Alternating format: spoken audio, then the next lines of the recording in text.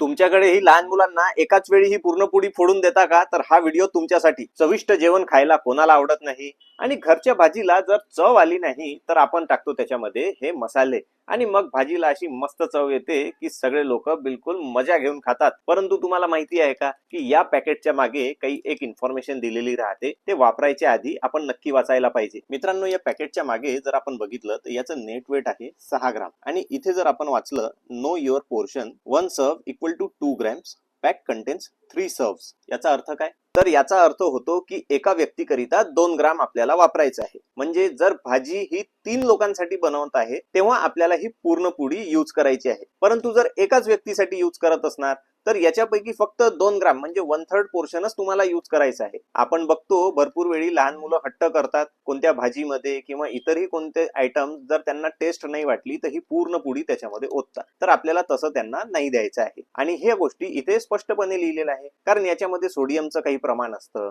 काही आयरनचं प्रमाण असतं आणि त्या प्रमाणाच्या हिशोबाने ते आपल्या बॉडीमध्ये गेलं पाहिजे. स्पेशली लहान मुलांचे जिथे अवयव हे अजूनही डेव्हलपिंग असतात तिथे जर जास्त प्रमाणामध्ये हे काही मिनरल्स जर गेले तर होऊ शकतं त्यांच्यासाठी काही प्रॉब्लेम्स पण क्रिएट होणार. त्याच्यामुळेच ह्या सगळ्या गोष्टी इथे लेबलवर लिहिलेल्या असतात. परंतु घाई गडबडीमध्ये आपण ह्या गोष्टी वाचतच नाही आणि कधी कधी एका व्यक्तीला सुद्धा ही पूर्ण पुडी आपण भाजीमध्ये किंवा इतर कोणत्या सामानात टाकून खायला देतो. तर ह्या गोष्टी आपल्याला अवॉइड करायच्या आहे. दुकानदार भावांनो, कधी जर तुम्हाला हे कस्टमर विचारत असणार तर ही माहिती नेहमी तुमच्याकडे राहू द्या आणि तशाच प्रकारे कस्टमर्सला गाईड करा. मित्रांनो, ही माहिती तुम्हाला कशी वाटली मला कमेंट सेक्शन मध्ये नक्की सांगा.